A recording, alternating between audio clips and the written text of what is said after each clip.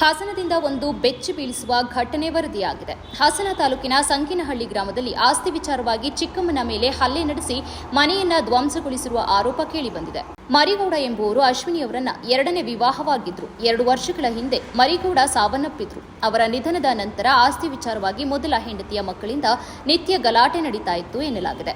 ಚಂದನ್ ಮತ್ತು ಚೇತನ್ ಎಂಬುವರು ತಂದೆಯ ಆಸ್ತಿಯನ್ನ ಬಿಟ್ಟುಕೊಡಬೇಕೆಂದು ಒತ್ತಡ ಹೇರ್ತಾ ಇದ್ರು ಎಂಬ ಆರೋಪ ಕೇಳಿಬಂದಿದೆ.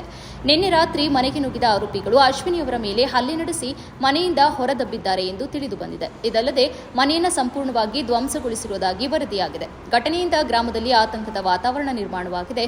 ಘಟನಾ ಸ್ಥಳಕ್ಕೆ ಪೊಲೀಸರು ಭೇಟಿ ನೀಡಿ ಪರಿಶೀಲನೆ ನಡೆಸಿದ್ದಾರೆ.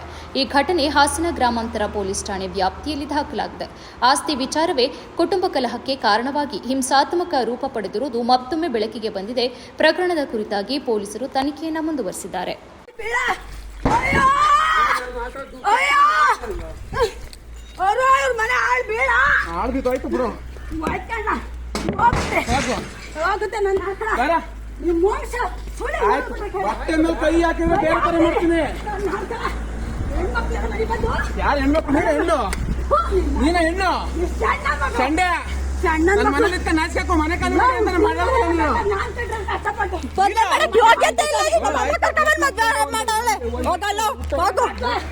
ನನ್ನ ಮಕ್ಕಳ ನಿಮ್ ಯೋಗ್ಯತೆ ಬೋಧ ಮಾಡಾರಿಲ್ಲ.